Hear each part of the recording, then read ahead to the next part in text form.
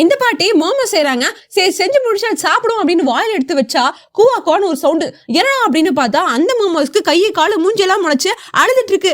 என்னடா குழந்தை மாதிரி இருக்கு, சரி நமக்கு தான் குழந்தை இல்லையா, இத குழந்தைய நினைச்சு வளர்த்துவோம் அப்படின்னு எங்க போனாலும் எப்படி போனாலும் காய்கறி வாங்க போனா கூட அந்த மோமோஸை கூட்டிட்டே அலைஞ்சிட்டு இருக்காங்க. அப்படியே போக போக பெரிய பிள்ளைய ஆகுது.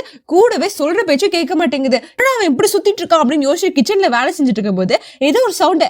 என்னடா அப்படின்னு ரூம்குள்ள போய் பார்த்தா யார்ட்டையும் போன் பேசிட்டு இருக்காங்க. இவன் யார்ட்ட பேசுறான் அப்படின்னு நினைச்சிட்டு இருக்கும் போது மறுபடியும் ரெடி ஆகி ஃப்ரெண்ட்ஸ் கூட வெளியே போறேன்னு குடுக்குடுன்னு ஓடிடுறாங்க. அப்படியே நைட்டு பார்த்தா அவங்க கேர்ள் ஃப்ரெண்டை கூட்டிட்டு வந்து இவதான் என் கேர்ள் ஃப்ரெண்டு அப்படின்னு காட்டுறாங்க. இதை பார்த்த உடனே உங்களுக்கு செம்மையா காண்டாயிடுச்சுட்டு இல்லடா நீ என்னடா என் சொல் பேச்சே கேட்க மாட்டேங்கிற, உன்னை பாரு இப்ப என்ன பண்ற அப்படின்னு அந்த மோமோஸை பிடிச்சி வாயில போட்டுறாங்க.